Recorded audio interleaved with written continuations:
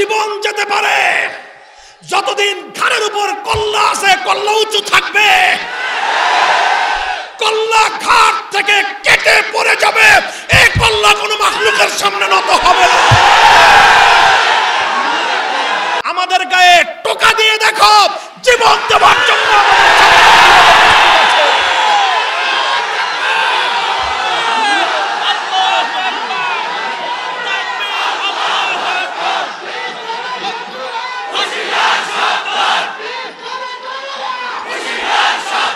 কোরআনের কথা শুনবার ক্ষেত্রে প্রতিবন্ধকতা তৈরি করলে, গণতার এই বাদ ভাঙ্গা জোয়ার যদি নিয়ন্ত্রণহীন হয়ে পড়ে, এই লক্ষ কোটি তাওহীদি জনতাকে নিয়ন্ত্রণ করার সাধ্য বাংলার এই অঞ্চলে কোন শক্তির হবে না।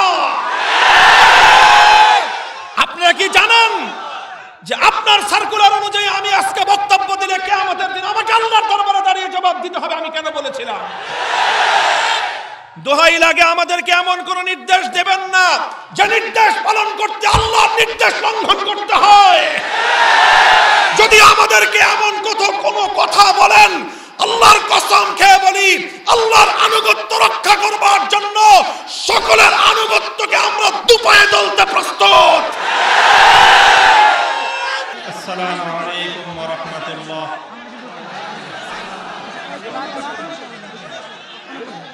ইন্নাল হামদালিল্লাহ নাহমাদুহু ওয়া নাস্তাঈনুহু ওয়া নাস্তাগফিরুহু ওয়া নু'মিনু বিহি ওয়া নাতাওয়াক্কালু আলাইহি ওয়া নাশহাদু আন লা ইলাহা ইল্লাল্লাহু ওয়াহদাহু লা শারীকা লাহু ওয়া নাশহাদু আন্না সাইয়্যিদানা ওয়া মাওলানা মুহাম্মাদান আবদুহু ওয়া রাসূলুহু সাল্লাল্লাহু তাআলা আলাইহি ওয়া আলা আলিহি ওয়া আসহাবিহি ওয়া বারাকা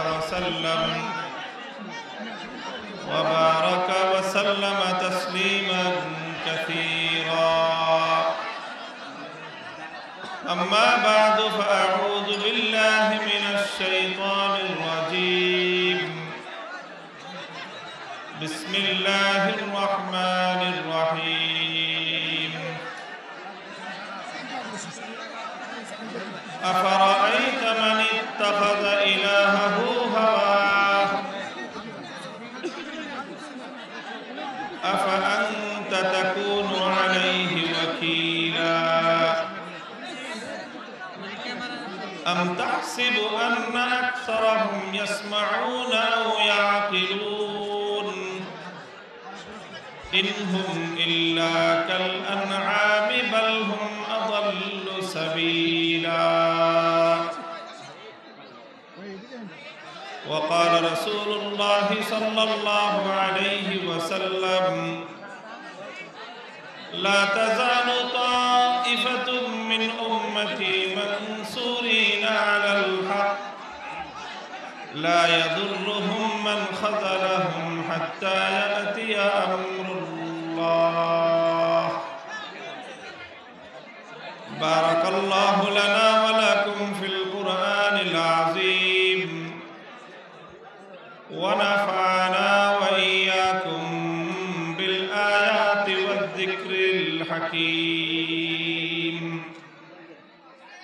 اللهم صل على محمد وعلى آل محمد كما صليت على إبراهيم وعلى آل إبراهيم إنك حميد مجيد. اللهم بارك على محمد وعلى آل محمد كما باركت على إبراهيم وعلى آل إبراهيم إنك حميد مجيد. محترم حضرات علماء کرام, সম্মানিত শ্রদ্ধাভাজন মুরব্বী সাহেবান, সমবেত ইসলাম প্রিয়, কোরআন প্রেমিক, নবী প্রেমিক তাওহীদি জনতা, কালিয়াকৈর উপজেলা উলামা পরিষদের উদ্যোগে আয়োজিত আজকের এই আজিম উস শান ইসলামী মহাসম্মেলনে সর্বপ্রথম আমি আপনাদের সকলকে স্বাগত জানাই, অভিনন্দন জানাই কোরআনের মাহফিলে এই বাদ ভাঙ্গা উপস্থিতির জন্য। জনতার এই বিপুল উপস্থিতি, মানুষের এই উচ্ছ্বাস, এভাবে পবিত্র কোরআনের মাহফিলের দিকে, ওলামায়ে কেরামের জলসার দিকে লক্ষ জনতার এই উচ্ছ্বসিত উপস্থিতি প্রমাণ করে আল্লাহর কোরআনের বিরুদ্ধাচরণ অন্তত বাংলাদেশের মাটিতে বরদাস্ত করার মতো পরিবেশ এখনো তৈরি হয়। দিন যত যাবে কোরআনের সমর্থন বাড়বে ইনশাআল্লাহ। যারা অপেক্ষার প্রহর গুনছ যে আজকের পর আগামীকাল তোমাদের জন্য আরেকটু অনুকূল পরিবেশ তৈরি হবে, আমরাও অপেক্ষার প্রহর গুনছি যে আজকের পর আগামীকাল বাতিল আরো বেশি পরাস্ত হবে, হকের ঝান্ডা সমুন্নত হবে। হকের এই অগ্রাভিযান ইনশাআল্লাহ রুখে দেওয়ার সাধ্য কোন শক্তির নাই। দ্বিতীয় কথা, আপনাদের এই মাহফিলে আসার পথেই আমার স্মৃতিতে ভেসে উঠছে গত বছরের সেই দৃশ্য। গত বছরও এই মাহফিলে, এই মাঠে, এই মঞ্চে আপনাদের সম্মুখে উপবেশন করার সুযোগ আমার হয়েছিল। সেদিন আমার ঠিক আগ মুহূর্তে উপস্থিত ছিলেন, বয়ান করেছিলেন, আমি মঞ্চে যার সাথে সাক্ষাৎ করেছিলাম বাংলাদেশের অবিসংবাদিত ইসলামী আন্দোলনের অগ্রপথিক শাইখুল হাদিস আল্লামা নূর হোসেন কাসেমি রাহিমাহুল্লাহ তাআলা। তিনি আজ নেই আমাদের মাঝে, চলে গেছেন আল্লাহ পাক রব্বুল আলামিনের চির সান্নিধ্যে। এ মাহফিলে হযরত প্রতি বছরই আসতেন। আমরা দোয়া করি আল্লাহ রাব্বুল আলামিন আমাদের প্রাণ প্রিয় এই রাহবারকে, যুগের এই নকিবকে, বর্তমান এই সমস্যার সংকুল এই অবস্থার মধ্যেও যিনি জীবনের শেষ মুহূর্ত পর্যন্ত বুক টান করে বাতিলের সামনে মাথা উঁচু করে মোকাবেলা করে গেছেন আর আমাদের জন্য রেখে গেছেন এক উত্তম আদর্শ।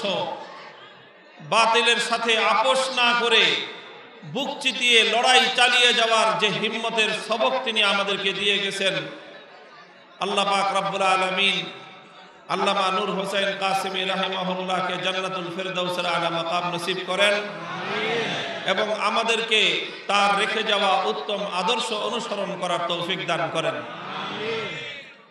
আপনারা লক্ষ্য করছেন বাংলাদেশে বেশ কিছুদিন ধরে বেশ কিছু বিষয় নিয়ে একটা সংশয়, একটা সংকট, একটা উদ্বেগ এবং একটা উৎকণ্ঠার পরিস্থিতি বিরাজমান। পরিস্থিতিগুলোতে আমরা আমাদের বক্তব্য, আমাদের অবস্থান স্পষ্ট ব্যক্ত করতে চাই।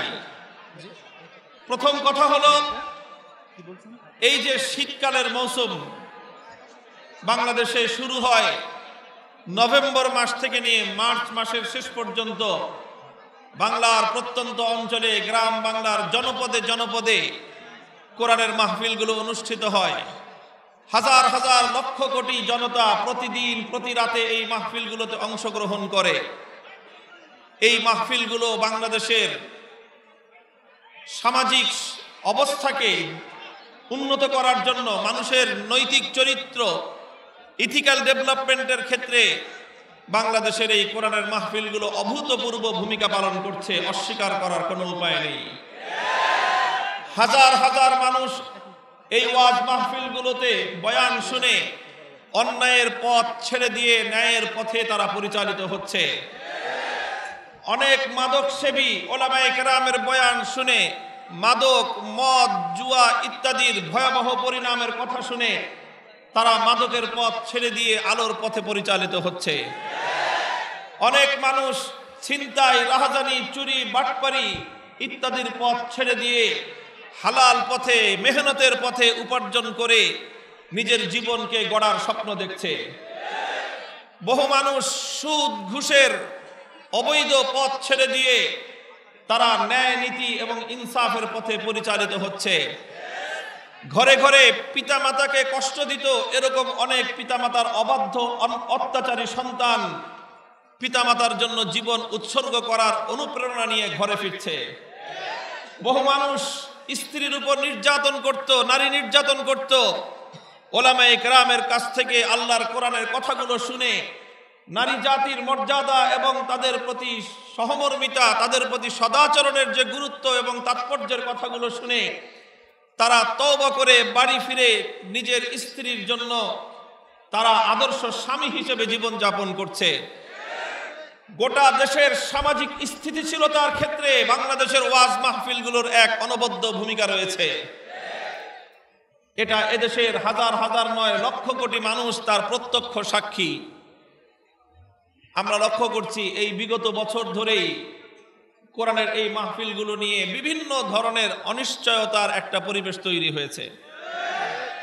এর একটা কারণ, যারা সারা দুনিয়াব্যাপী করোনা ভাইরাস, এই ভাইরাসের অজুহাতে, এই ভাইরাসের দোহাই দিয়ে অনেক জায়গায় মাহফিলগুলোর উপর রেস্ট্রিকশন, বিধিনিষেধ আরোপ করার একটা পরিবেশ চলছে। আমরা ওলামায়ে কেরাম শুরু থেকেই বলছেন যে বাংলাদেশে অনেক ধরনের সামাজিক সংকট, করোনা ভাইরাসের কারণে বিশ্বব্যাপী অচল অবস্থার কারণে যে অর্থনৈতিক বিপর্যয় দেখা দিয়েছে বিশ্বব্যাপী, বাংলাদেশেও অর্থনৈতিক অনেক সমস্যা সংকট তৈরি হয়েছে। মানুষের যখন অভাব অনটন তৈরি হয়, মানুষের তখন নীতি নৈতিকতার মধ্যে বিপর্যয় তৈরি হয়। বাংলাদেশের সমাজ বিজ্ঞানীরা বহু আগেই বাংলাদেশের সম্পর্কে সতর্কবাণী উচ্চারণ করেছে যে এই ভাইরাসের কারণে দেশে অর্থনৈতিক সংকট তৈরি হলে আমরা ভাইরাসে আক্রমণ সংক্রমিত হয়ে এদেশের মানুষের যেই বিপর্যয় ঘটবে তার চেয়েও আমরা বড় আশঙ্কা করছি এই অভাব এবং অনটনের শিকার হয়ে এদেশের খেটে খাওয়া, এদেশের সাধারণ মেহনতি মানুষগুলোর যদি কর্মহীন হয়ে পড়ে, তাহলে তারা অনৈতিকতার পথে যদি পা বাড়ায়, তাহলে দেশকে নিয়ন্ত্রণ করার সাধ্য সরকার বা প্রশাসনের হবে না। এটা এদেশের সমাজ বিজ্ঞানীরা বহু আগে থেকে আশঙ্কা প্রকাশ করছিল। সুতরাং এই ধরনের পরিস্থিতিতে দেশের মানুষ যেন নীতির পথে, নৈতিকতার পথে, খোদা ভীতির পথে, আল্লাহর ভয় এবং তাকওয়ার পথে যেন তারা পরিচালিত হয়, দেশের সামাজিক স্থিতিশীলতা রক্ষা করবার জন্য এটা একটা অপরিহার্য বিষয়। আর এই নীতি নৈতিকতা, খোদা ভীতি, তাকওয়া, পরহেজগারি, এই সকল শিক্ষাগুলোর জন্য এদেশের ওয়াজ মাহফিলগুলোর কোনো বিকল্প নাই। এজন্য অত্যন্ত বিনয়ের সাথে ওলামায়ে কেরাম আহ্বান জানিয়েছেন, আবদার করেছেন। সব তো চলছে, মার্কেট চলছে, গার্মেন্টস গুলো চলছে, আমরা জীবনের ঝুঁকি নিয়েও গার্মেন্টস ফ্যাক্টরিগুলো খুলে দিতে বাধ্য হয়েছি। কারণ যদি গার্মেন্টস ফ্যাক্টরিগুলো বন্ধ হয়ে যায়, করোনা ভাইরাসে হয়তো প্রতিদিন 100 মানুষ, 150 মানুষ মারা যেতে পারে, কিন্তু লক্ষ লক্ষ মানুষের যদি কর্মসংস্থান অবরুদ্ধ হয়ে যায়, তাহলে অভাব এবং অনটনার দুর্ভিক্ষে প্রতিদিন হাজার হাজার মানুষ মৃত্যুর কোলে ঢলে পড়বে। সেটা হবে আরো বড় বিপর্যয়। এই বাস্তবতার কথা চিন্তা করে করোনা ভাইরাসের সেই ভয়াবহ বিপজ্জনক সময়ও গার্মেন্টস ফ্যাক্টরিগুলো খুলে দেওয়া হয়েছিল। কথা বলেন তো। যেমনি ভাবে জীবনের প্রয়োজনে, সভ্যতা রক্ষার প্রয়োজনে, ভবিষ্যৎকে বিপর্যয়ের হাত থেকে রক্ষা করার জন্য ওই সময়ে গার্মেন্টস ফ্যাক্টরিগুলো খুলে দেওয়া হয়েছে, মার্কেটগুলো খুলে দেওয়া হয়েছে, যাতে অর্থনৈতিক স্বাভাবিক কার্যক্রম পরিচালিত হতে পারে। একই সঙ্গে দেশের মানুষের নীতি নৈতিকতা রক্ষার স্বার্থে সামাজিক স্থিতিশীলতা, সামাজিক সভ্যতা, ভদ্রতার এই স্তরকে রক্ষা করার জন্য এদেশের মাহফিলগুলো সুচারুরূপে নির্বিঘ্নে পরিচালিত হওয়া এটা অত্যন্ত বেশি প্রয়োজন ছিল দেশের স্বার্থে, জনগণের স্বার্থে, দেশের সামাজিক স্থিতিশীলতার স্বার্থে। এবং আলহামদুলিল্লাহ, আমরা যতদূর পর্যন্ত রাষ্ট্রীয় বিভিন্ন মহলে কথাবার্তা বলেছি, যোগাযোগ করেছি, কথাবার্তা আলোচনা হয়, সব জায়গা থেকে একই মেসেজ যে মাহফিলগুলোর ব্যাপারে রাষ্ট্রীয়ভাবে বিশেষ কোনো নেতিবাচক কোনো ধরনের নির্দেশনা নেই। মাহফিলগুলো হোক, এগুলো নিয়ে বেশি সমাজে সব কিছু চলছে, অযথা শুধুমাত্র মাহফিলগুলোতে বিধিনিষেধ আরোপ করে একটি অস্থিতিশীলতা, উত্তেজনা সৃষ্টি করার কি দরকার? এটা বিভিন্ন দায়িত্বশীল মহল থেকে এই ধরনের আভাস পাওয়ার পরেও আমরা লক্ষ্য করছি যে রহস্যময় কারণে কিছু কিছু এলাকায় কিছু কিছু অতি উৎসাহী ব্যক্তিবর্গ তারা অগ্রসর হয়ে এসে কোরআনের মাহফিলগুলোতে বাগড়া বাজাচ্ছে। এটা ঘটতেছে একটা বিষয়। আমরা আবারও বলি, দ্ব্যর্থহীনভাবে সব যেভাবে চলছে কোরআনের মাহফিলগুলোর উসিলায় ইনশাআল্লাহ আল্লাহ পাক রব্বুল আলামিনের রহম আসবে। এদেশের মানুষের নীতি নৈতিকতা, সামাজিক বন্ধন মজবুত হবে এবং এর মাধ্যমে আমরা এই দুর্যোগকালীন সময়ের সংকট আমরা উত্তরণ ঘটাতে পারবো ইনশাআল্লাহ। কাজেই কোরআনের মাহফিলগুলোকে কেন্দ্র করে বাংলাদেশে আর কোথাও কোনো অস্থিতিশীলতা যেন এদেশের মানুষ দেখতে না পায়। দ্বিতীয় হলো, মাহফিল চলবে কিন্তু বিভিন্ন এলাকায় 13 জন, 15 জন, 19 জন তালিকা ধরায় দিচ্ছে যে এই সকল আলেম ওলামারা আমাদের এলাকায় ঢুকতে পারবে না। এরকমও অনভিপ্রেত কিছু পরিস্থিতির সম্মুখীন আমরা হচ্ছি। আলহামদুলিল্লাহ, আমরা সর্বশেষ সীমা পর্যন্ত ধৈর্য ধারণ করছি। রাষ্ট্র, দেশের মধ্যে কোনো অস্থিতিশীলতা তৈরি না হোক, মানুষের মধ্যে কোনো অস্থিরতা তৈরি না হোক, জনতার মধ্যে অযথা কোনো উত্তেজনা সৃষ্টি না হোক, মানুষ কোনোভাবেই উত্তেজিত হয়ে তারা কোনোভাবেই কোনো অনভিপ্রেত পরিস্থিতি তৈরি করুক, এটা দায়িত্বশীল আলেম সমাজ কখনোই কামনা করেন না। কিন্তু উপর্যুপরি কারণে দেখা গেল একের পর এক এই ধরনের বিভিন্ন এলাকায়, নির্দিষ্ট কিছু কিছু এলাকায় এরকম বিধিনিষেধ, বাধা দেওয়া, আবার কোন এলাকায় চোর পুলিশ খেলে আমাদের সাথে, বলে যে না কোনো সমস্যা নাই, আবার বিভিন্নভাবে বাধা আরোপ করা হয়, মাহফিলগুলো যেন আয়োজন হতে না পারে এমন সিস্টেম করা হয় ইত্যাদি কারণে দেশের ধর্মপ্রাণ মানুষ কিন্তু ক্ষোভে ফুঁসতেছে। মানুষের মনের মধ্যে যে কি একটা ক্ষোভ দানা বাঁধতেছে, সমাজ বিজ্ঞানীদেরকে বলবো, প্রশাসনের লোকদেরকে আগাম আভাস দেন, তারা যেন মানুষের ক্ষোভের আর বৃদ্ধির কারণ না হন। গতকাল দেখেছেন আপনারা, ময়মনসিংহ গোটা শহর অচল হয়ে গেছে, লক্ষ জনতার বাঁধ ভাঙ্গা জোয়ার নেমেছে। মানুষ আলেম ওলামাদের কাছ থেকে কোরআনের কথা শুনবার জন্য উন্মুখ হয়ে আছে। কোরআনের কথা শুনবার ক্ষেত্রে প্রতিবন্ধকতা তৈরি করলে গণতার এই বাঁধ ভাঙ্গা জোয়ার যদি নিয়ন্ত্রণহীন হয়ে পড়ে, এই লক্ষ কোটি তাওহীদি জনতাকে নিয়ন্ত্রণ করার সাধ্য বাংলার এই অঞ্চলে কোন শক্তির হবে না।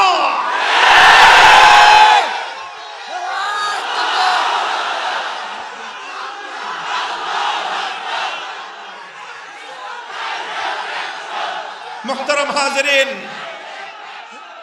দ্বিতীয় কথা হলো এই, আল্লাহ পাক রব্বুল আলামিন সুমতি দান করুন আমাদের দেশ, আমি তো বলবো অনেকটা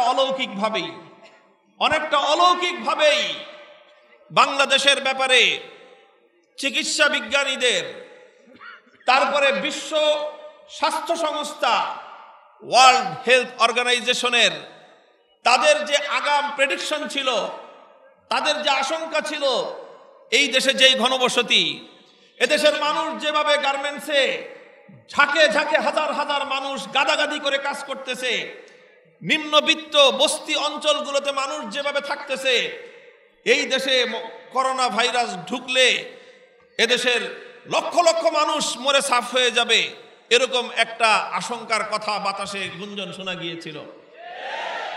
আলহামদুলিল্লাহ, আমাদের পার্শ্ববর্তী অন্যান্য দেশগুলোর তুলনায় বাংলাদেশ অধিক ঘনবসতি হওয়া সত্ত্বেও আলহামদুলিল্লাহ এই ভাইরাস চলাকালীন সময়ে বাংলাদেশের ক্ষয়ক্ষতি, মানুষের মৃত্যুর হার এবং সংক্রমণের হার অবিশ্বাস্য রকম অনেক কম মাত্রায়। আমরা মনে করি এটা আমার আল্লাহ পাক রব্বুল আলামিনের রহমতের ফসল। আল্লাহর খাস রহম হয়েছে এই জনতার উপর, আল্লাহ পাকের রহমত নাজিল হয়েছে এই জনপদের উপর, কারণ এই জনপদের মানুষ আল্লাহর কোরআনকে ভালোবাসে, এই জনপদের মানুষ ইসলামকে ভালোবাসে, এই জনপদের মানুষ বিপদে আপদে সর্ব অবস্থায় আল্লাহ পাক রব্বুল আলামিনের কুদরত এবং আল্লাহর শক্তির উপর তারা আস্থা এবং অবিচল বিশ্বাস রাখে।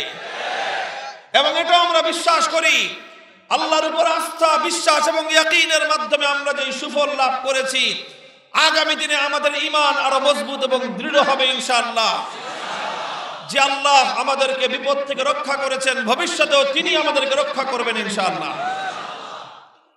মুহতারাম হাজিরিন, কথা লম্বা বলবো না। পবিত্র কোরআনে পাকের একটি আয়াত আমি তেলাওয়াত করেছি। আমাদের বিতর্ক একটা জায়গায়, আমাদের বিতর্ক একটা জায়গায়, আমাদের কথা এবং আমাদের প্রতিবাদ একটা পক্ষের বিরুদ্ধে। সেটা হলো যারা আমাদের এই বিশ্বাসী সমাজে অবিশ্বাসের বীজ বপন করতে চায়। আমাদের এই বিশ্বাসের সমাজে যারা অবিশ্বাসের ভাইরাস ছড়িয়ে দিয়ে আমাদের সমাজটাকে সংক্রমিত করতে চায়, কলুষিত করতে চায়, আমাদের কথা, আমাদের মিশন, আমাদের বক্তব্য, আমাদের পথ চলা তাদের বিরুদ্ধে। অবিশ্বাসী কারা? অবিশ্বাসী হলো তারা যাদেরকে আমরা নাস্তিক বলে চিনি। নাস্তিক্যবাদের বিরুদ্ধে আমাদের সংগ্রাম। নাস্তিক্যবাদ কাদের, কোন জিনিসকে বলা হয়?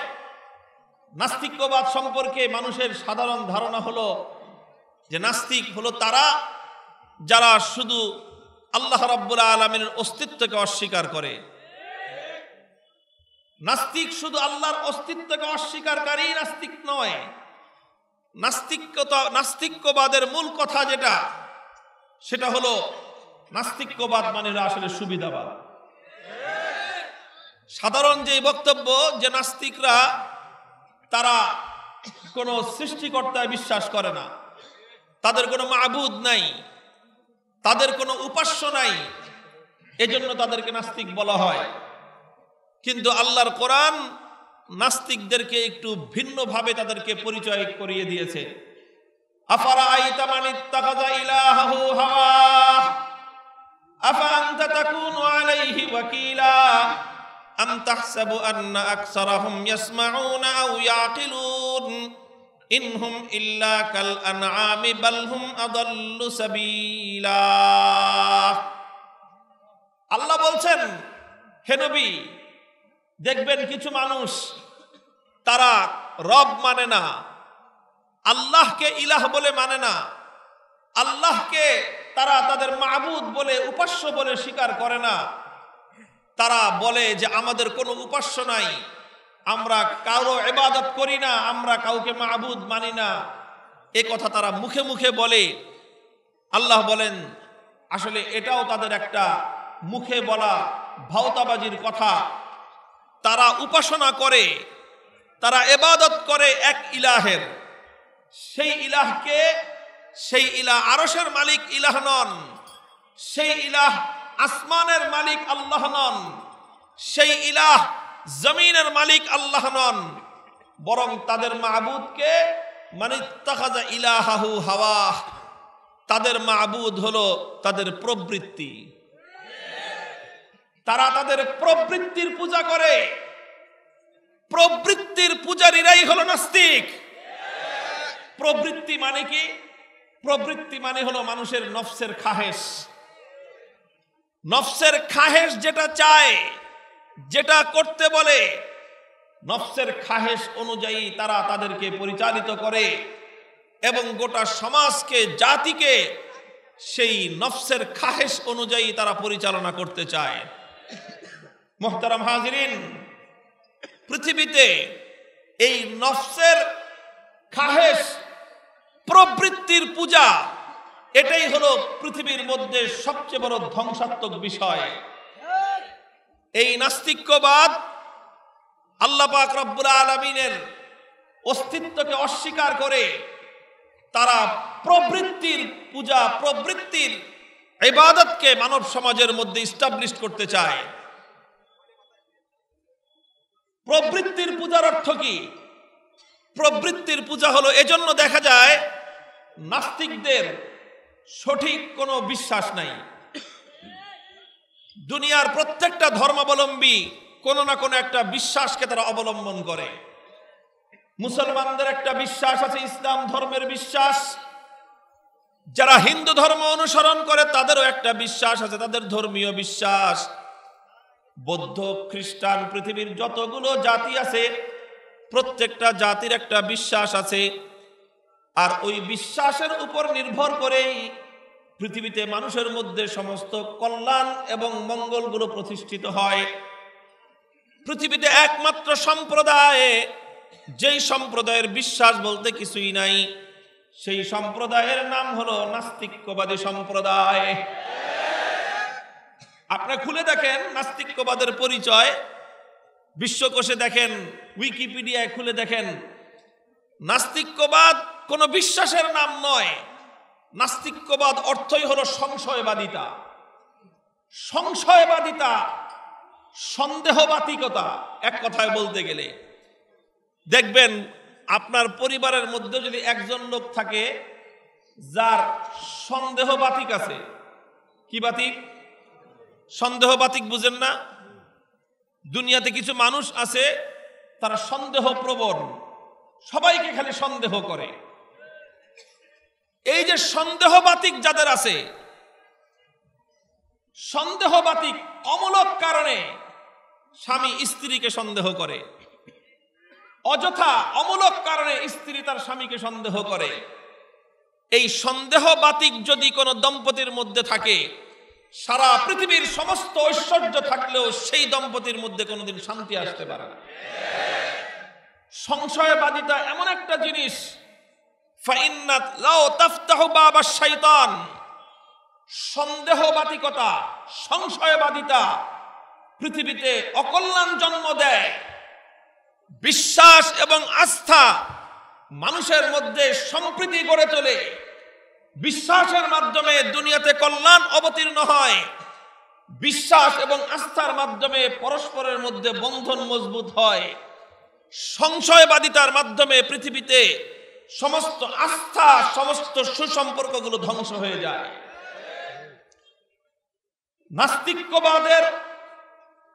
নাস্তিক্যবাদের অর্থই হলো সংশয়বাদিতা। ঈমানের অর্থ হলো বিশ্বাস, নাস্তিক্যবাদের অর্থ হলো সংশয়বাদিতা। মুহতারাম হাজিরিন, জায়গায় জায়গায় বিভিন্নভাবে এই সংশয়বাদিতা এটাকে ছড়িয়ে দেওয়ার একটা মহা বিশ্বাস কি? তার কোনো বিশ্বাস নাই, তার কোনো আদর্শ নাই। নাস্তিকদের আদর্শ হলো একটাই, সেটা হলো ধর্মগুলো সম্পর্কে যত ধরনের প্রশ্ন আর অভিযোগ। আমি বলছি, আবার লক্ষ্য করে শুনেন, নাস্তিকদের দর্শন কি? ইসলাম সম্পর্কে 15টা অভিযোগ, হিন্দু ধর্ম সম্পর্কে কতগুলো অভিযোগ, বৌদ্ধ ধর্ম সম্পর্কে কতগুলো অভিযোগ, সব ধর্ম বিশ্বাসের ব্যাপারে তাদের অভিযোগ। তোমার বিশ্বাস কি? আমার কোনো বিশ্বাস নাই। তাদের কোনো বিশ্বাস নাই যেই বিশ্বাসের আপনি কোনো খুঁত ধরবেন, যেই বিশ্বাসের আপনি কোনো ত্রুটি ধরবেন, বলবেন যে তোমার বিশ্বাসের মধ্যে এই ঘাপলা আছে, এই সমস্যা আছে, কারণ তার তো কোনো বিশ্বাসই নেই। তাহলে কত বড় বিপজ্জনক একটা বিষয়। নাস্তিক্যবাদ যদি ছড়িয়ে পড়ে, দেশের মধ্যে একটা অবিশ্বাসী সম্প্রদায় গড়ে উঠবে, অবিশ্বাসী প্রজন্ম গড়ে উঠবে। সামাজিক স্থিতিশীলতা, সামাজিক শান্তির প্রথম বুনিয়াদ হলো বিশ্বাস। বিশ্বাসের ভিত যদি ধসে পড়ে, সমাজকে নিয়ন্ত্রণ করার, সমাজে শান্তি কায়েম করার বিকল্প কোনো পথ থাকবে না। আলেম সমাজ নাস্তিক্যবাদের বিরুদ্ধে চিৎকার এমনিই করে না। আমাদের চিৎকার শুনলেই তো কিছু মানুষের অ্যালার্জির চুলকানি শুরু হয়ে যায়। কয় যে হুজুররা এত চিৎকার করে কথা বলে কেন? আমি বহু আগে থেকেই বলছি, চিৎকার করে কথা বলবো না, ঠিক আছে, আস্তে কথা বলবো, আস্তেই কথা বলবো, কিন্তু আমাদের আস্তে কথা বললে সবগুলো তোমরা গ্রহণ করবা, মানবা? আসলে কথা জোরে বলার আস্তে বলা বিষয় নয়, বিষয়টা হলো অন্য জায়গায়, সমস্যা অন্য জায়গায়। সমস্যাটা হলো এই যে কিছু মানুষ আছে তারা আলেম ওলামাদেরকে শুধুমাত্র মিলাদ শরীফের হুজুর হিসাবে দেখতে পছন্দ করে। কিছু মানুষ আছে আলেম ওলামাদেরকে তারা 40 খতম পড়ানোর শুধু দোয়া মাহফিলে দেখতে চায়। কিছু মানুষ আছে আলেম সমাজকে বেশির চেয়ে বেশি মসজিদের ইমামতির মেম্বারে আর মেহরাবে দেখতে চায়। আলেম ওলামাদের কাছ থেকে শুধু আসমানের উপর আর জমিনের নিচের কথা শুনতে চায়। আসমানের নিচে আর জমিনের উপরে মধ্যবর্তী পরিস্থিতি কি চলবে, কি করতে হবে, এই ব্যাপারে বলতে গেলেই তখন আলেম ওলামাদের ব্যাপারে একদল মানুষ তারা বীতশ্রদ্ধ হয়ে পড়ে, তখন আর পছন্দ হয় না। আসলে সমস্যাটা কি জানেন? সমস্যাটা হলো তারা আলেম সমাজের প্রকৃত যে দায়িত্ব, সে দায়িত্ববোধ সম্পর্কেই তারা বেখবর। আলেমদের দায়িত্ব আর কর্তব্য হলো জাতির মধ্যে যখন যেই ক্ষেত্রে যেই ধরনের বিচ্যুতি দেখা যাবে তখন জাতিকে সেই বিচ্যুতির ব্যাপারে সতর্ক করা আলেম সমাজের দায়িত্ব। উলামায়ে কেরাম যদি জাতিকে সেই বিচ্যুতির ব্যাপারে সতর্ক না করেন, কিয়ামতের দিন আল্লাহর আদালতে সর্বপ্রথম আলেমদেরকে জবাবদিহিতার কাঠগড়ায় দাঁড়িয়ে যেতে হবে। আমি আপনাদেরকে সোনালী যুগের ছোট্ট একটা ইতিহাসের উদ্ধৃতি শোনাই। হযরতে আমিরে মুআবিয়া রাদিয়াল্লাহু তাআলা আনহু 4 খলিফার পরে 5ম খলিফা হিসেবে মুসলিম জাহানের রাষ্ট্রনায়ক খলিফাতুল মুসলিমিন আমিরুল মুমিনিন, সেই তিনি শামে সেখান থেকে গোটা মুসলিম বিশ্ব পরিচালনা করেন। সফরে মদিনা শরীফে আসলেন। মদিনা শরীফে এসে দেখলেন মদিনা শরীফের বাজারে একটা নিষিদ্ধ জিনিস বিক্রি হচ্ছে, একটা নিষিদ্ধ পণ্য বিক্রি হচ্ছে যেটা শরীয়তে এলাও না। আলগা চুল, পরচুল ব্যবহার করে না মানুষ, এই আলগা চুল ব্যবহার হচ্ছে মদিনার মার্কেটে। আমির মুআবিয়া রাদিয়াল্লাহু তাআলা আনহু এসে দেখলেন মদিনার বাজারে আলগা চুল বিক্রি হয়। উনি খলিফা, রাষ্ট্রনায়ক, তিনি একটা চুল যে কোনো ভাবে হয়তো ব্যাগে করে বা কোনো কিছুতে করে এনে মসজিদ নববীর মিম্বরে বসলেন। মিম্বরে বসে সর্বপ্রথম যেই কথা আমিরে মুআবিয়ার, আইনা উলামাউকুম, আইনা উলামাউকুম, মদিনার আলেম সমাজ কোথায়? আলেম সমাজকে আমি তলব করি। জবাবদিহিতার কাঠগড়ায় দাঁড় করিয়ে জিজ্ঞাসা করলেন, হে মদিনার আলেমরা, আপনারা থাকতে আল্লাহর পয়গম্বরের নিষিদ্ধ হারাম বস্তু মদিনার মার্কেটে বিক্রি হয়, আপনারা কি নাকে তেল দিয়ে ঘুমান নাকি?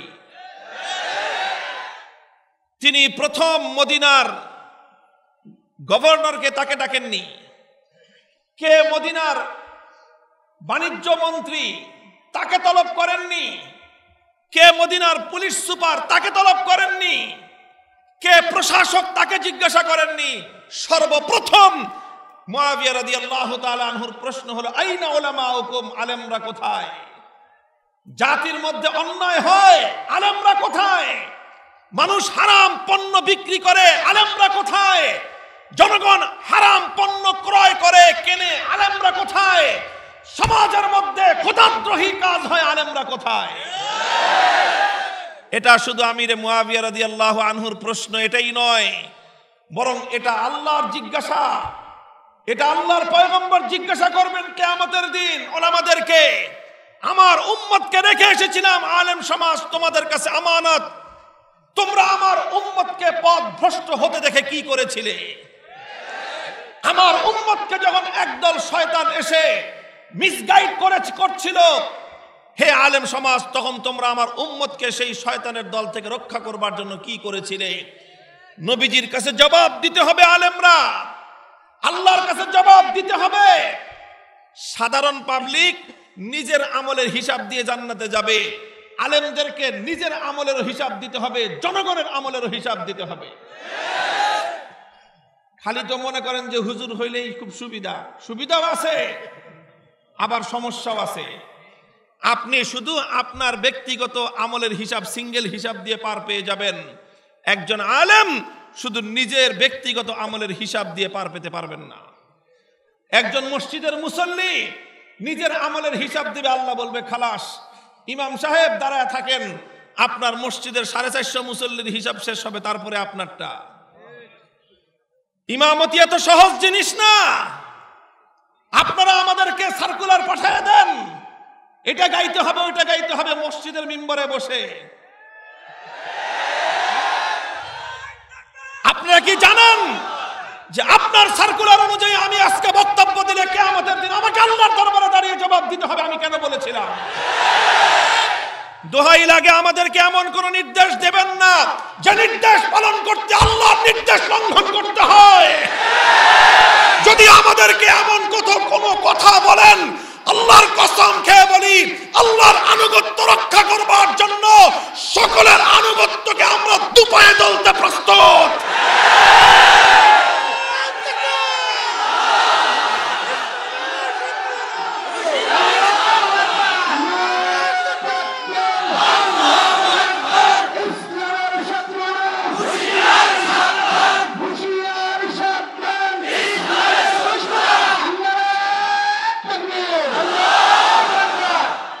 মুহতারাম হাজিরিন, বলতেছিলাম এজন্যই জাতির মধ্যে যখন আমরা দেখি নাস্তিক্যবাদের ছড়াছড়ি, আমরা যখন দেখি বিভিন্নভাবে আমাদের কোমলমতি সন্তানদেরকে, আমাদের নেক্সট জেনারেশন, আগামী প্রজন্মকে নাস্তিক্যবাদ, সংশয়বাদিতার দিকে ধাবিত করবার একটা কুটিল ষড়যন্ত্র চলছে, তখন ওলামায়ে কেরাম মুখ বুজে নীরবে সবকিছু সহ্য করতে পারেন না। কথা বলতে হয়, কখনো কখনো চিৎকার করতে হয়। কয় হুজুর ইসলাম কি এরকম নাকি?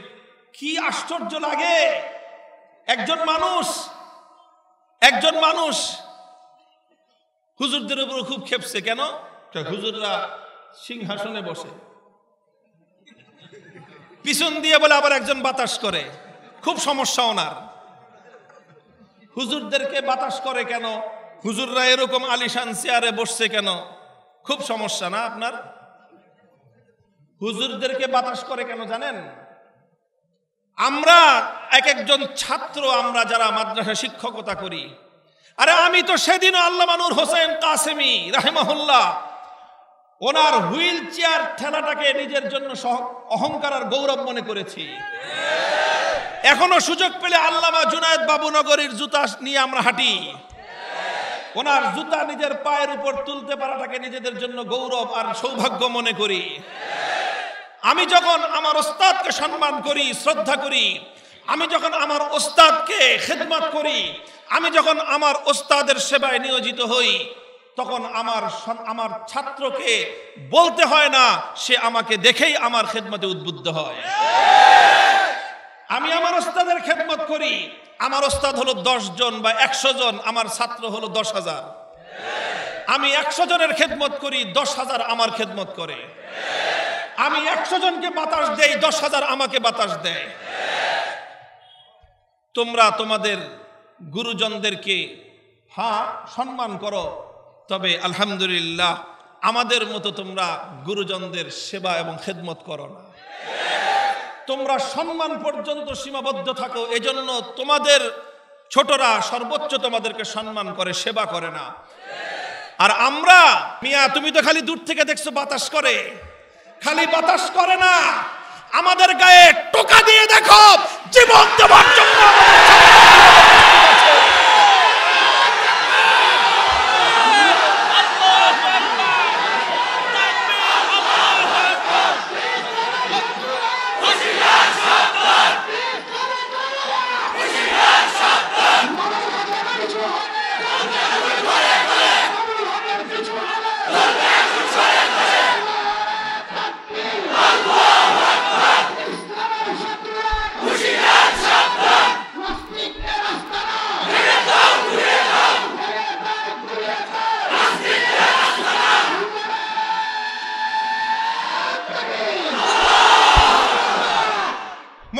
হাজিরিন, মূল সমস্যাটা কোথায় আমি আপনাদেরকে চোখে আঙ্গুল দিয়ে দেখিয়ে দেই। সংকটটা আসলে কোথায়? সংকটটা হলো এই জায়গায়, তারা মনে করে আলেমরা থাকবে সমাজে করুণার পাত্র। এটা হলো মূল সমস্যা। তারা চায় আলেমরা থাকবে সমাজে করুণার পাত্র। তারা চায় আলেম সমাজ তাদের সামনে মাথা নত করে কথা বলবে, এটা চায়। আর কোনো সমস্যা নাই, সমস্যা এক জায়গাতেই। তারা চায় আলেমরা এদেশে ভাড়াটিয়া হিসেবে থাকবে। হুজুররা থাকবে, কিন্তু হুজুররা কিভাবে থাকবে? হুজুররা সুর দিয়ে কথা বলবে। আর হুজুররা কি বলবে? হুজুররা কেঁদে কেঁদে কথা বলবে। আর কিভাবে? হুজুররা বেশির চেয়ে বেশি হাস্যরস করবে, মানুষকে বিনোদন দিবে। আপনি বিনোদন দেন, মাহফিলে বসে মানুষকে হাসান, কেউ আপত্তি করবে না। মাহফিলে বসে মানুষকে কাঁদান, কেউ আপত্তি করবে না। মাহফিলে বসে আপনি সুর দিয়ে কথা বলেন, কেউ বাধা দিবে না। সমস্যা কখন? যখন আপনি উচ্চ কণ্ঠে কথা বলবেন, তখনই আপত্তি। আল্লাহ রসুল সাল্লাল্লাহু আলাইহি ওয়াসাল্লাম কিভাবে কথা বলতেন? অনেকে আবার জিজ্ঞেস করে, প্রশ্ন করে যে আল্লাহর নবী কি এভাবে কথা বলতেন? আমি প্রশ্ন করি, আচ্ছা আল্লাহর নবী যেভাবে কথা বলতেন ওইভাবে যদি কথা বলি, তাহলে তোমাদের আপত্তি নাই তো? নাই তো কারো আপত্তি? আসেন আল্লাহর নবী কিভাবে কথা বলতেন হাদিস থেকে শুনে আমি আপনাদেরকে। আমার নবী যখন বয়ান করতেন, ইশতাদ্দা গাযাবুহু ওয়া আলা সাওতুহু ইয়াকুল সাব্বাহাকুম ওয়া মাসসাকুম কাআন্নাহু মুনজিরু জাইশিন, কাআন্নাহু মুনজিরু জাইশিন। আমার নবী যখন কথা বলতেন, নবীর চেহারার দিকে তাকালে মনে হতো রাগে ক্ষোভে নবীজি ফেটে পড়তেছেন। নবীজি যখন কথা বলতেন, গলার আওয়াজ উঁচু হয়ে যেত। আর আমার নবী এমন ভাবে মানুষকে কমান্ড করতে থাকতেন, মনে হতো কাআন্নাহু মুনজিরু জাইশিন, মনে হতো তিনি একজন কমান্ডার ইন চিফ, মনে হতো তিনি সেনা প্রধান। সামনে যারা বসে আছে তারা সব তার সৈনিক। সেনা প্রধান হিসেবে সৈনিকদেরকে যে ভাষায় কথা বলতে হয়, আমার নবী সাহাবায়ে কেরামের সামনে সেই ভাষায় কথা বলতেন। সহ্য করতে পারবেন? সহ্য করতে আপনাদেরকে বলি নাই, যারা আমাদের উচ্চ কণ্ঠের কথা শুনলেই অ্যালার্জির চুলকানি হয় তাদেরকে বলতেছি, পারবেন সহ্য করতে? একজন নায়েবে নবী হিসেবে আমি যখন নিজেকে সেনা প্রধান ভেবে আপনাকে আমার সৈনিক হিসেবে কমান্ড করব, সহ্য করতে পারবেন? আমরা একটু জোরে কথা কই, তাই পারেন না। আবার জিজ্ঞাসা করে সুন্নত কি? সুন্নত নরম নরম সুন্নত যেরকম আছে, সুন্নতের মধ্যে গরম সুন্নতও আছে। তবে আমাদের অভ্যাস হলো এই, হযরতে ওয়াহাব ইবনে মুনাব্বিহ রাহিমাহুল্লাহ একজন অনেক বড় তাবেঈ, তাকে একজন এসে জিজ্ঞাসা করছেন যে হুজুর আপনি খালি কড়া কড়া কথা কন, মানুষকে এমন ভাবে ভীত সন্ত্রস্ত করেন, মনে হয় সব মানুষ ধ্বংসের পথে চলে যাচ্ছে। আপনি মানুষকে একটু আশার আলো দেখাইতে পারেন না? মানুষকে মিষ্টি কথা বলতে পারেন না? হযরতে ওয়াহাব ইবনে মুনাব্বিহ রাহিমাহুল্লাহ তাআলা, বুখারীর হাদিস, বুখারী শরীফে তালিকাতের মধ্যে এসেছে, তিনি বললেন, আরে যেখানে আমার আল্লাহ পাক রব্বুল আলামিন বলেছেন লা তাকনাতু মির রাহমাতিল্লাহ, হে দুনিয়ার মানুষ তোমরা আল্লাহর রহমত থেকে বঞ্চিত হও না, সেখানে আমি কিভাবে মানুষকে আল্লাহর রহমত থেকে নিরাশ করব? কিন্তু সমস্যাটা কি জানো? সমস্যাটা হলো এই, ওয়ালাকিন তুহিব্বুনা আন তুবাশশারু আলা মাসাবি আমালিকুম। তোমরা চাও কি? তোমরা চাও হলো কাম করবা সব অপকর্ম, আর হুজুররা তোমাদেরকে জান্নাতের সার্টিফিকেট দিবেন। এটা 1300 বছর আগের মানুষের মানসিকতা। মানুষ চায় করবে অপকর্ম, আর হুজুর একটা ধমক দিলেই, আরে হুজুর ধমকের সুরে কথা বলেন কেন? আল্লাহর নবী কি ধমকের সুরে কথা বলতেন? ওরে বাপ রে বাপ, মনে হয় যে নবীজির সুন্নতের কত বড় পাবন। আল্লাহর নবী ধমকের সুরেও কথা বলতেন। আল্লাহর নবী নরম সুরে যেমন বলতেন, কান্না মাখা কণ্ঠে যেমন আল্লাহর নবী কথা বলতেন, আবার আমার নবী এমন কণ্ঠ শক্তভাবেও কথা বলতেন, এমন ভাষায় আল্লাহর নবী কথা বলতেন যেন নিজেকে একজন সেনা প্রধান মনে করে সৈনিকদেরকে যেভাবে কমান্ড করতে হয় সেভাবেও আল্লাহর নবী কথা বলতেন। সব হুজুররাই তো নরম কণ্ঠে কয়, খালি এক মামুনুল হক আর 2-4 জন আছি আমরাই তো কই। আমগো 2-4 জনকেই যদি আপনাদের এত সমস্যা লাগে তাহলে বুঝে দেখেন যে আসলে সত্যিকার ইসলাম মানতে আপনারা কতটা হীনমন্য। আল্লাহ পাক বুঝবার তৌফিক দান করেন। আমি একটা দৃষ্টান্ত দিয়েছিলাম যে আসলে সমস্যাটা কি। বাপ চাচা 2 জনে মিলে অ্যাসেট করছে, অনেক জায়গা আছে না, আমারও বাপ চাচা ওনারা 2 জনে মিলে ব্যবসা করতেন। পেট্রোল পাম্পও বাপ চাচা 2 জনে করেছেন। তারপরে লালবাগে বাড়ি কিনেছেন, 2 ভাই একসাথে জায়গা কিনেছেন, একসাথে বিল্ডিং করেছেন, দীর্ঘদিন ওনারা একসাথেই ছিলেন। মুহতারাম হাজিরিন, তো মনে করেন আপনার বাপ চাচা 2 জনে মিলে জায়গা কিনেছেন, 2 জন মিলে বিশাল ইমারত তৈরি করেছেন, বিশাল বাড়ি বানিয়েছেন। এখন এই বাড়ির মধ্যে আপনার বাবার অর্ধেক হিস্সা, আপনার চাচারও অর্ধেক হিস্সা, ঠিক আছে। ঘটনাচক্রে হঠাৎ আপনাদের ভাই বোন 4-5 ভাই বোন সব ছোট, ওই অবস্থায় হঠাৎ আপনার বাবা মারা গেছেন অ্যাক্সিডেন্ট করে। আপনারা তখন সব ছোট, কিছু বুঝেন না। এই সুযোগে আপনার চাচা তিনি ভাতিজারা ছোট থাকার কারণে সমস্ত সম্পত্তি নিজে গ্রাস করে নিছে, বাড়িটা দখল করে নিছে। এরকম 2-4টা দুর্ঘটনা ঘটে কি ঘটে না আমাদের সমাজে? আছে না নাই? তো চাচা তো বাড়ি দখল করে নিছে, এখন ভাতিজারা থাকবে কোথায়, কিভাবে থাকবে? পরে ভাতিজাদেরকে 2টা রুম দিছে যে তোরা এখানে থাক। ভাতিজারা 2 রুমেই বিশাল আলিশান বাড়ি, 10টা ফ্ল্যাট, আর সেখানে ভাতিজাদেরকে নিচতলার কোনার 2টা রুম দিছে যে তোরা এখানে থাক। মাঝে মাঝে ওদেরকে 2-4 কিছু টাকা পয়সাও দেয়, 2-4 বেলা খাওয়ায়। তো ভাতিজারা ছোটকাল থেকে এগুলো দেখেই বড় হয়েছে যে আমাদের অভাব পড়লে চাচায় আমাদেরকে 2 বেলা খাইতে দেয়, আমাদেরকে দয়া করে অনুগ্রহ করে 2টা রুম দিছে থাকতে। এরপরে আস্তে আস্তে যখন ভাতিজারা বড় হয়েছে তখন বলছে যে ঠিক আছে তোরা অনেক বড় হয়েছিস, তো এখন পুরো একটা ফ্ল্যাট নিয়ে থাক। একটা ফ্ল্যাট দিয়ে দিছে থাকতে। এখন বলে তোরা তো এখন কামাই করস, কিছু কিছু ভাড়া দে। 4 ভাইয়ের কাছ থেকে ভাড়া রাখে, কয় যে ঠিক আছে ভাড়া দিতে যদি সমস্যা হয় মাসে মাঝে মধ্যে 200-500 টাকা কম পড়লে কমই দিস, তোরা আমার ভাতিজা। তো 200-500 টাকা কমও দেয়। খুব খুশি এরা যে চাচা কত বড় মেহেরবান, আমাদের উপরে 500 টাকা ভাড়া কম নেয়। অন্য ভাড়াটিয়ারা মাসের 5 তারিখ ভাড়া না দিলেই তাদেরকে উঠায় দেয়। আমরা 10 তারিখ পর্যন্ত দেরি করলে আমাদেরকে তেমন কিছু বলে না। তারা খুব কৃতজ্ঞ চাচার প্রতি। ঘটনাচক্রে 4 ভাইয়ের মধ্যে 1 ভাই কেমনে কেমনে কেমনে কেমনে সব ঘটনা জানছে যে এই বাড়ির অর্ধেকের মালিক কে, আর বাবা নাই, উত্তরাধিকার সূত্রে ছেলেরা হলো মালিক। বাড়িতে 10টা ফ্ল্যাট হিসাবে 4 ভাই 5 ফ্ল্যাটের মালিক।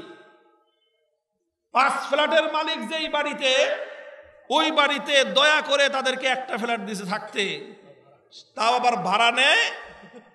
ভাড়া মাঝে মাঝে একটু কনসিডার করে। এই আচ্ছা বলেন, যেই ভাইটা এটা জানছে, জানার পরে তার আচরণটা কিরকম হবে, ওর কথাবার্তা কিরকম হবে? ওর তো এখন কথাবার্তা বদলে গেছে, ও চাচারে দেখলে গরম গরম কথা বলে। এখন বাকি 3 ভাই ওরে কয় এই তুই এত জোরে জোরে কথা কস কেন, তোর কারণে তো আমরাও বিপদে পড়ি। কি বিপদে পড়ো তোমরা? কয় চাচাই আম করে থাকতে দিছে বাসায়, চাচাই আম করে ভাড়া কম নেয়, চাচাই আম করে টাইম দেয়, মাসের 10 তারিখ হলেও কিছু কয় না, 500 টাকা কম দিলেও কিছু কয় না। তোর কারণে তো এখন আমরাও বিপদে পড়বো। এখন বলেন ও দুঃখ লুকাবে কোথায়? 5 তলা 5টা ফ্ল্যাটের মালিক আমি, আর আমার সেই 5 ফ্ল্যাটের জায়গায় 4 ভাইকে খুপড়ি ঘরের মতো 1 ফ্ল্যাটে রেখে তুমি আবার ভাব ধরছো যে আমাদেরকে অনেক অনুগ্রহ করো। 1 ভাই চিৎকার করে, বাকি 3 ভাই এসে ওর গলা চেপা ধরে যে তুই চিল্লাইস না, আমরা বিপদে পড়বো। আজ আমার অবস্থাটা হয়েছে বাংলাদেশে ওই অবস্থা। ভাবসাব এরকম মনে হয় এদেশের আলেম সমাজ কারো অনুগ্রহে বেঁচে আছে। দুঃখ লাগে। আর আমাদের আলেম সমাজেরও অনেক ভাইয়েরা আছেন এখন আমাকে নিয়ে ওনারা বিব্রত করা অবস্থায় আমার এসে কয় হুজুর আপনি দয়া লাগে একটু আস্তে কথা কন। আস্তে কথা কইলে কি হবে? কয় যে চাচাই যে আমাদেরকে ভাড়ায় কম নেয় এই সুবিধাটা আমাদের হাতছাড়া হবে না। ওলামায়ে কেরাম কথা শুনে রাখেন, এদেশে আমরা ভাড়াটিয়া হিসেবে থাকি না, এদেশের মালিকানা সূত্রে আমরা বসবাস করি। আমার এই কথা শুনে একটা গল্প মনে পড়ে গেল। কয়েকদিন আগে এই যে জিঞ্জিরায় ওই কেরানীগঞ্জের এক মসজিদের ইমাম একদিন এসে আমাকে বলতেছে যে হুজুর আমার এক মুসল্লি আছে, একদিন এসে আমারে কয় কি আপনার কথা, আগে তো আপনার নাম শুনে নাই, এই গত 1-1.5 মাস মামুনুল হক মামুনুল হক খুব শুনতেছে। তো আইসা আমাকে বলতেছে যে মামুনুল হক সাহেব এমন ভাবে কথা কয় মনে হয় যে দেশটা ওনাদের, খুব একটা অভিযোগ নিয়ে। তো লোকটা ওই ইমাম সাহেব বলল যে দেশটা ওনাদের মনে হয় ওনার কথায় না? কয় হ্যাঁ মনে হয় যে দেশটা ওনাদেরই। কয় আপনি মামুনুল সাহেবের পুরা বয়ান শুনছেন? কয় না, 2-4টা কথা শুনি এমন গরম গরম কথা বলে মনে হয় দেশটা ওনাদের। কয় তাহলে এক কাজ করেন, মামুনুল সাহেবের একটা বয়ান আছে, একটা আলোচনা আছে উপমহাদেশের স্বাধীনতা যুদ্ধে আলেম সমাজের ভূমিকা, এই আলোচনাটা শুনবেন 1.5 ঘন্টার। 1.5 ঘন্টা আলোচনা কষ্ট করে শুনছে লোকটা, কোনোদিন আলেম আমাদের ওয়াজটা শুনে না, আর আমার ওয়াজ তো শুনেই না। তো 1.5 ঘন্টার ওয়াজ শুনছে। আমার ওই 1.5 ঘন্টার ওয়াজের মধ্যে ইতিহাস ছিল 200 বছরের ইতিহাস। আমার ওই 1.5 ঘন্টার আলোচনা ইতিহাস ছিল যখন গোটা ভারতবর্ষকে ইংরেজরা গোলামির জিঞ্জিরে আবদ্ধ করেছিল, সেই ইংরেজদের নাক পাশ থেকে বন্দিত্ব থেকে মুক্ত করবার জন্য সর্বপ্রথম যেই আলেমের অগ্নিঝরা কণ্ঠে স্বাধীনতার ঘোষণা উচ্চারিত হয়েছিল, সেই নেতা কোন নেতা ছিলেন না, সেই ব্যক্তি কোন রাজনৈতিক নেতা নেত্রী ছিলেন না, তিনি ছিলেন একজন আলেম, তিনি ছিলেন উপমহাদেশের সর্বশ্রেষ্ঠ হাদিস বিশারদ শাহ আব্দুল আজিজ মুহাদ্দিস দেহলভী রহমাতুল্লাহি আলাইহি, যিনি ফতোয়া দিয়েছিলেন। কি ফতোয়া? ইংরেজদের বিরুদ্ধে স্বাধীনতা যুদ্ধ করা ফরজ। ফতোয়ার মধ্য দিয়ে শুরু হয়েছিল স্বাধীনতা যুদ্ধ ইংরেজদের বিরুদ্ধে। শুরু হলো স্বাধীনতার সংগ্রাম। 1831 সালে বালাকোটের রণাঙ্গনে স্বাধীনতার জন্য যুদ্ধ করলেন, রক্ত দিলেন সৈয়দ আহমদ শহীদ রহমতুল্লাহি আলাইহি। 1857 সালে সিপাহী বিদ্রোহ হলো শামিলির রণাঙ্গনে, রক্ত দিলেন হাফেজ জামিন শহীদ রহমতুল্লাহি আলাইহি। 1920 সালে তাহরিকে রেশমি রুমাল হলো, মাল্টার আন্দামান দ্বীপে কারাগারে বন্দী হলেন শাইখুল হিন্দ মাহমুদ হাসান দেওবন্দি রহমতুল্লাহি আলাইহি। 1927 সালে অসহযোগ আন্দোলনের ঘোষণা আসলো, তারকে মুওয়ালাতের ঘোষণা দিলেন শাইখুল হিন্দ মাহমুদ হাসান দেওবন্দি রহমতুল্লাহি আলাইহি। 1947 সালে ইংরেজদেরকে বিতাড়িত করে ভারতবর্ষকে মুক্ত আর স্বাধীন করা হলো। সেই স্বাধীনতা যুদ্ধে বিজয় করবার পর পশ্চিম পাকিস্তান, পূর্ব পাকিস্তান, মুসলমানদের 2 ভূখণ্ডে স্বাধীনতার পতাকা উত্তোলন করেছিলেন মামুনুল হক সাহেবের বাপের 2 ওস্তাদ।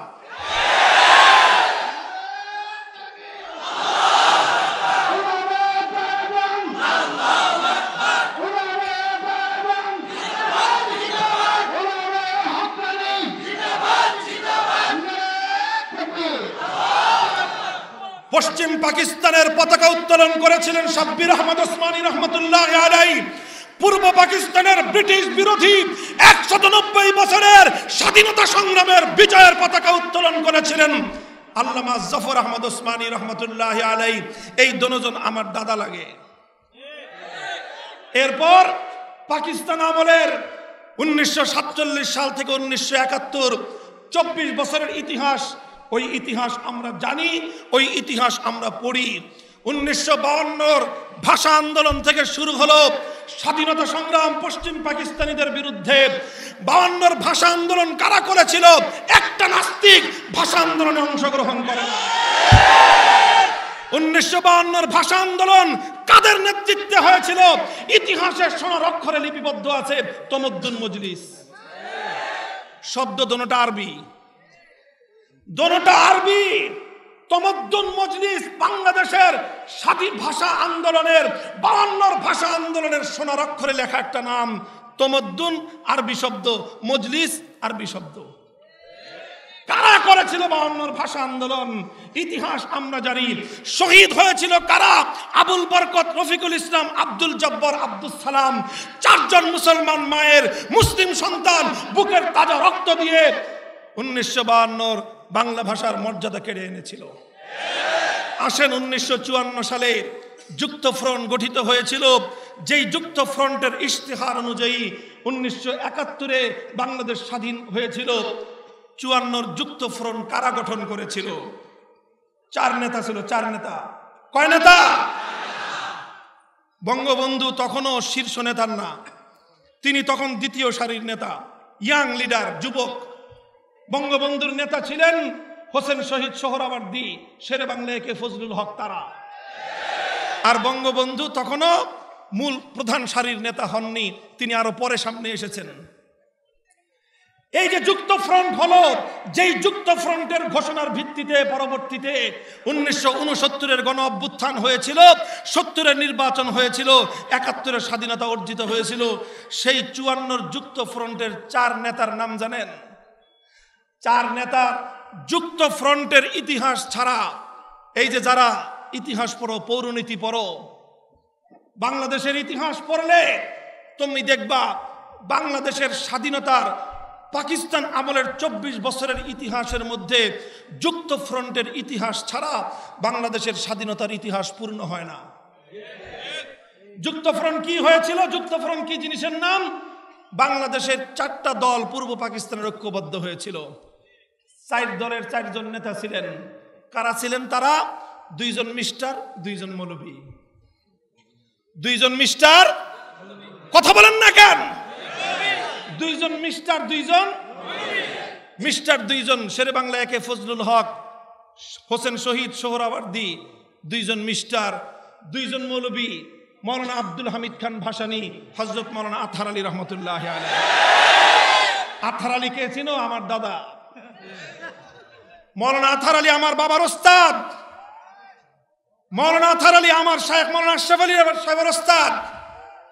তাহলে 1954 যুক্ত ফ্রন্ট করলো আমার দাদাই। সেই যুক্ত ফ্রন্টের মাধ্যমে বাংলাদেশ স্বাধীন হলো। দুঃখ লাগে আজ বাংলাদেশের পৌরনীতিতে হোসেন শহীদ সোহরাওয়ার্দীর নাম পাওয়া যায়, শেরে বাংলা একে ফজলুল হকের নাম পাওয়া যায়, মৌলানা আব্দুল হামিদ খান ভাসানীরও নাম পাওয়া যায়। সোরার দল আমার দাদা মৌলানা আতহার আলীর নাম কেটে দিয়েছে। ওগুলা সব হিসাব আমাদের কাছে আছে, জবাব চাইব। তুমি যদি ইতিহাস লেখো, যুক্ত ফ্রন্টের 3 নেতার নাম লিখবা, 4 দলীয় জোটের 4র্থ নেতার নাম জাতি জানতে চায়। ওই কথা বলতে তোমাদের মুখের মধ্যে কুলুপ এঁটে থাকে, কারণ মৌলানা আতহার আলীর নাম মুখে উচ্চারণ করতে তোমরা লজ্জাবোধ করো। মুহতারাম হাজিরিন, এই সব স্বাধীনতার ইতিহাস যখন আমার কাছ থেকে শুনছে 1.5 ঘন্টার আলোচনা, এরপরে আইসা ওই লোক ইমাম সাহেবরে কয়, ঠিকই তো কয়, উনি তো ঠিকই কয়। এই দেশটাকে, এ দেশটা শুধু পশ্চিম পাকিস্তানিদেরকে বিতাড়িত করেই স্বাধীন হয় নাই। এই দেশ স্বাধীনতা অর্জন করার পিছনে 3টা আধিপত্যবাদী শক্তির বিরুদ্ধে লড়তে হয়েছে। কয়টা? 3টা আধিপত্যবাদী শক্তির বিরুদ্ধে লড়াই করে তবে বাংলাদেশ স্বাধীন হয়েছে। এমনি কবিতা হয় নাই, সাবাস বাংলাদেশ, সাবাস বাংলাদেশ, এ পৃথিবী অবাক তাকিয়ে রয়, জ্বলে পুড়ে মরে সারখার তবু মাথা নোয়াবার নয়। এমনি 3টা আধিপত্যবাদী শক্তির বিরুদ্ধে লড়াই করেছে আমার এ মাটির সন্তানেরা। প্রথম আধিপত্যবাদ, ব্রিটিশ বিরোধী 190 বছরের মুক্তির সংগ্রাম।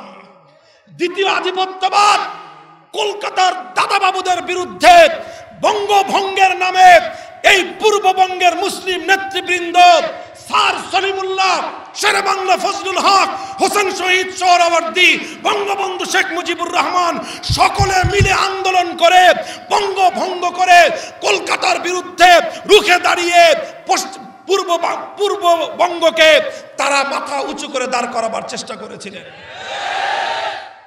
মুহতারাম হাজিরিন, দ্বিতীয় আধিপত্যবাদ হলো কলকাতার দাদাবাবুদের আধিপত্যবাদ। কটা গেল? 3 নম্বর হলো পশ্চিম পাকিস্তানি খান পাঠানদের আধিপত্যবাদ। 3 আধিপত্যবাদের বিরুদ্ধে লড়াই করেছি আমরা, 3 জুলুম শোষণের বিরুদ্ধে লড়াই করেছি আমরা। এরপরে দেশটা মুক্ত এবং স্বাধীন হয়েছে আলহামদুলিল্লাহ। 3টা আধিপত্যবাদ বিরোধী লড়াইয়ে আমাদের পূর্বপুরুষরা সামনের কাতারে থেকে রক্ত দিয়েছেন, জীবন দিয়েছেন, সন্তানদেরকে ইয়েতিম বানিয়েছেন, স্ত্রীদেরকে বিধবা বানিয়েছেন, মায়ের কোল খালি করেছেন, অকাতরে জীবন দিয়েছেন, জাতির সঙ্গে গাদ্দারি করেন নাই।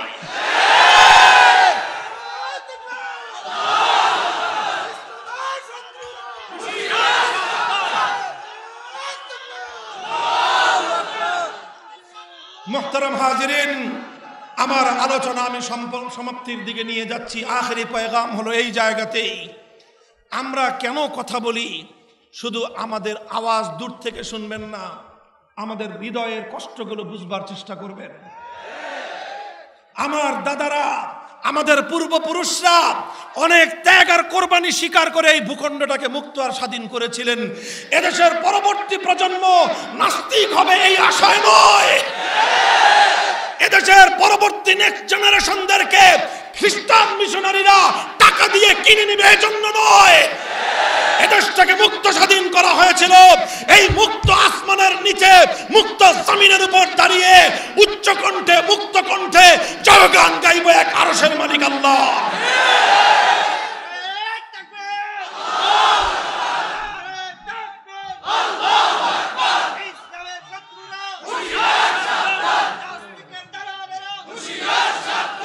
দেশ নিয়ে, স্বাধীনতা নিয়ে কিছু কইলে কয় যে হুজুর এই সব ওয়াজ আপনারা করেন কেন, আর না কইলে কয় কি যে হুজুররা দেশপ্রেমের কথা কয় না। বললে বলে রাজনীতি করেন, না বললে বলে দেশপ্রেম নাই। যাব কোথায়? সমস্যার সমাধানের জায়গায় আলেম ওলামারা যারা আমাদের উপরে বিরক্ত,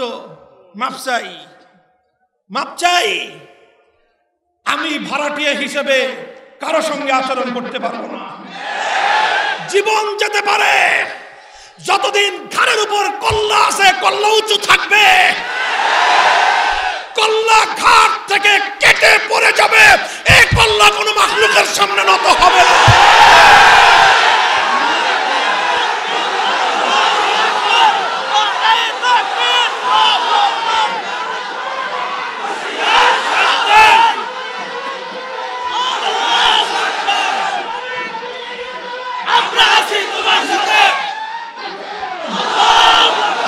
রব্বুল আলামিন আমরা আছি তোমার সাথে,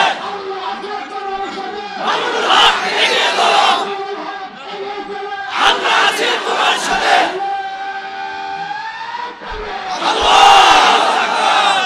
আলহামদুলিল্লাহ, ইসলাম নিয়ে, দেশের মানুষের ভালোবাসা নিয়ে, জাতির প্রতি দায়িত্ব আর কর্তব্য বোধ নিয়ে দাঁড়িয়ে আছি মাথা উঁচু করে। ইনশাআল্লাহ জাতীয় কবির কণ্ঠে সে কথাই বলতে চাই, শির দেগা नहीं देगा अमामा, শির দেগা नहीं देगा अमामा। মাথা দিব, মাথার উপর থেকে টুপি দিব না। কল্লা কাটতে পারো, কল্লার উপর থেকে পাগড়ি খুলতে পারবে না। কথা পরিষ্কার। থাকলে বাড়িওয়ালা হিসেবে থাকবো, নিজের বাড়িতে ভাড়াটিয়া থাকবার মতো সেই মানসিকতা, সেই হীনমন্যতা আমার পক্ষে সম্ভব না। আলেম ওলামাদেরকেও বলবো, আপনারা যারা ভাড়াটিয়া হিসেবে থেকে খুশি আছেন অপেক্ষা করেন। এভাবে ভাড়াটিয়া হিসেবে খুশি থাকলে কয়েকদিন পরে ওই সম্পদ আত্মসাৎকারী চাচা ঘাড় ধাক্কা দিয়ে বাড়ি থেকে বের করে দিবে। বাড়ির মালিক হিসেবে অধিকার আদায় করার জন্য রুখে দাঁড়ান। এক ফ্ল্যাটে খুঁজছি ঘরে ভাড়াটিয়া হিসেবে নয়, 5 ফ্ল্যাটের মালিক হিসেবে থাকতে হবে।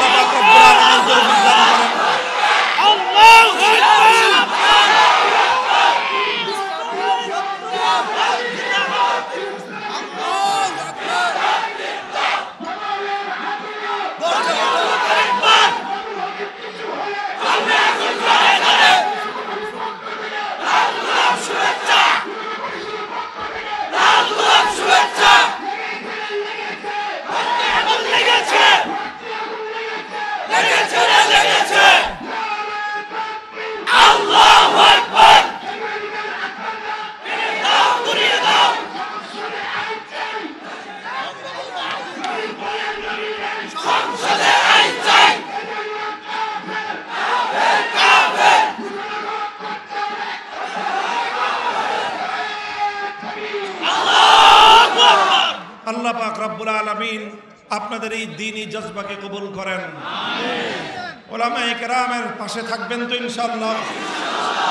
আলেম সমাজের ইতিহাস ১৫০০ বছরের ইতিহাস হলো জাতির প্রতি তারা দায়িত্ব পালনে তারা সবচেয়ে বড় ত্যাগ আর কোরবানি স্বীকার করতে প্রস্তুত। ইনশাআল্লাহ উলামায়ে কেরামের সাথে থাকবেন আপনারা। আল্লাহ পাক আপনাদেরকে তৌফিক দান করেন।